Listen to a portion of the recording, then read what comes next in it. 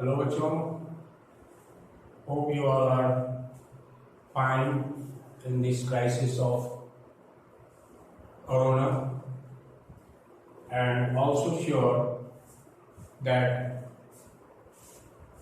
you are regular in your studies. Today we will continue our study of national income accounting by income method. In the last class, we studied components that are related to income method and how those components should be constituted.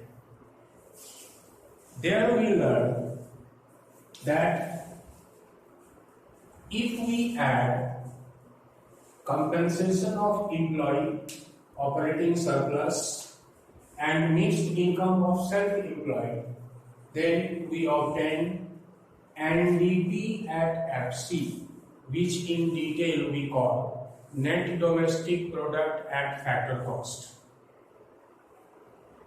I repeat it again. Using income method, if we add the three components related to factor income, they are compensation of employee, operating surplus, and mixed income. Then what we obtain is net domestic product at factor cost. Now, after estimating NDP at FC, how do we obtain or how do we estimate other aggregates? That we will try to learn right now with all these explanations, because in this part of our study the main thing is that how we derivate the formula of related aggregates. We have already studied about the concept of depreciation, about net factor income from abroad, how they are estimated. We have also studied the concept of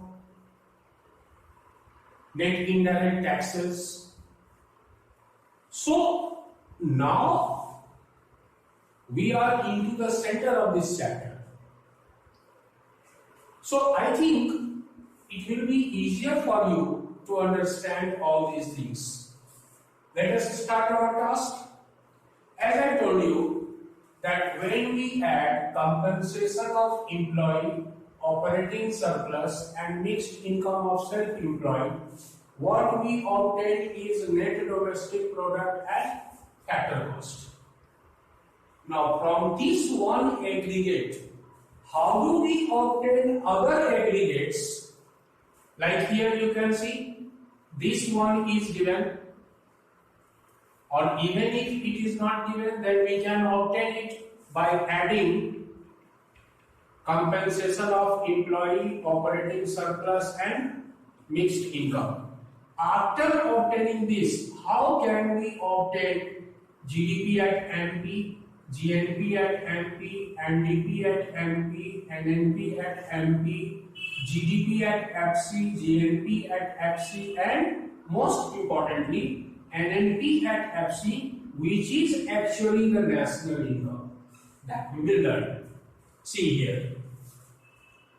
We need to find NDP at MP when NDP at FC is given, and we all know that in order to convert domestic product at factor cost into market price, what we need to add is NIT, what we call it, net indirect tax. So when we need to find NDP at MP, how do we do?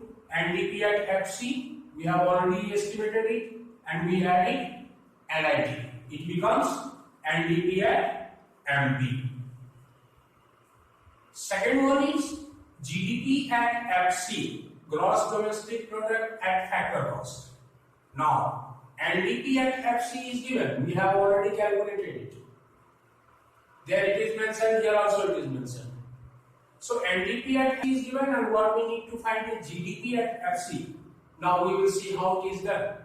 Net has to be converted into gross. We have added depreciation.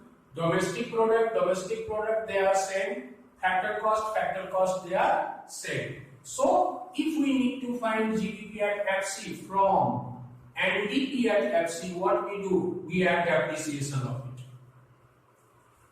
Then GDP at MP, as we know, NIA delegates will be estimated at two costs, factor cost and market price. So gross domestic product at market price is equal to net domestic product at factor cost is equal to depreciation. By adding depreciation to the net, what we get is gross. So we have added depreciation, and factor cost has to be converted into market price. That is why we have added NIT, net indirect tax. Next is gross national product at factor cost. GDP at MP and now GNP at FC. See here, NDP at FC is given. As I told you in the very beginning, it is given. It is given, or it is the first derivative of in this method. What we need to find? GNP at FC. Now you see here, domestic product is converted to national product. What we have done? We have added NFIA. Net is converted to gross. What we have done? We have added depreciation. And FC is the same, so there is no role of NIT. Then next, gross national product at market price. See here, NDP at FC is given. Domestic product has to be converted into national product. What we have done? We have added NFIA. Net has to be converted into gross. What we have done? We have added depreciation. And factor cost has to be converted into market price. So what we have done? We have added net indirect taxes.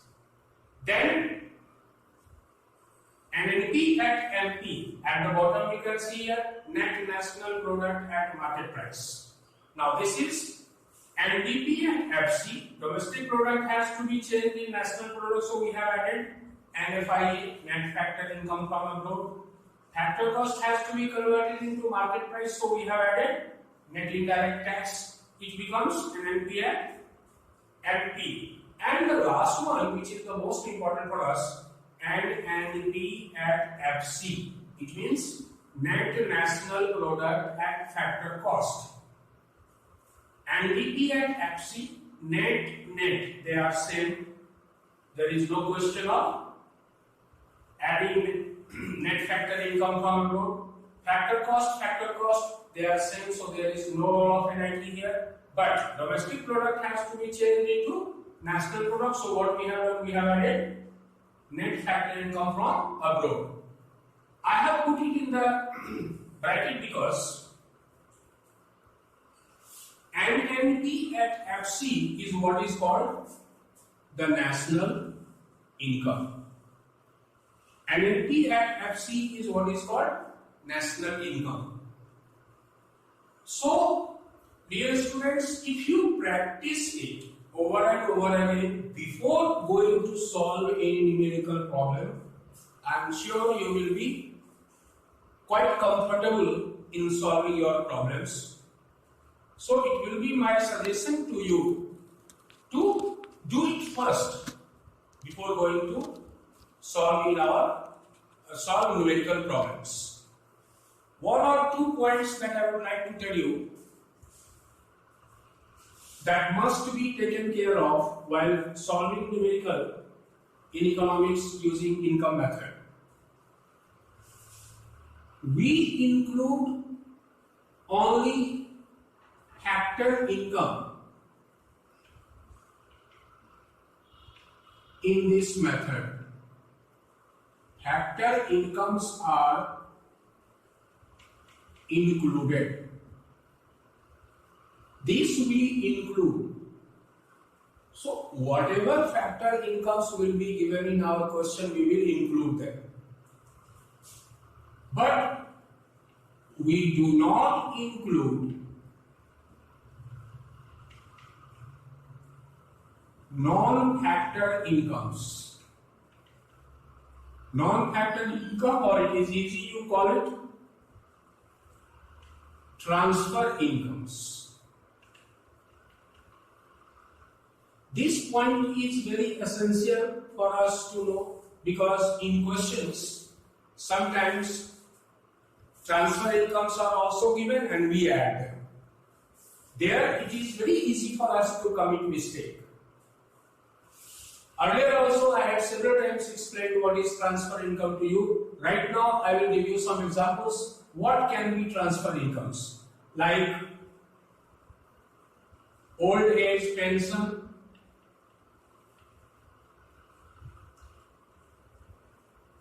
a scholarship to students, charity, donations, etc.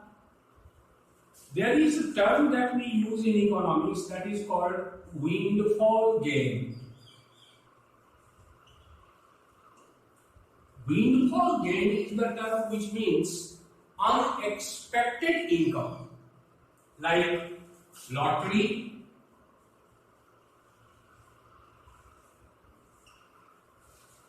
and also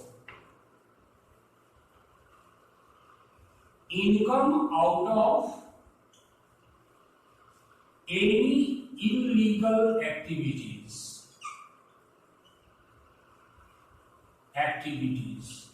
They will not be included in the national income estimation. Let me repeat it again. Old age pension, scholarship to students, charity, donation, or windfall gain. As I told you, if somebody has received 50 lakhs rupees in lottery, this will not be called his factor income. Similarly, if someone is involved in any kind of illegal activities and the person earns some money, that money will not be called factor income of that person, so we will not include that also. Apart from that, certain common points are, they are money received on selling second-hand goods. We will not include it, because when the goods was produced, at that time the value of goods has already been added. But remember, if someone is receiving commission on the sale of second-hand goods, then that will be included, because commission of the person who is dealing in second-hand goods is considered a factor income. So, to summarize this particular portion on the basis of the previous class and this class, I must assure you that if you go through all these perfectly, you will be able to solve numerical problems or even non-numerical problems based on national income accounting by income method, surely.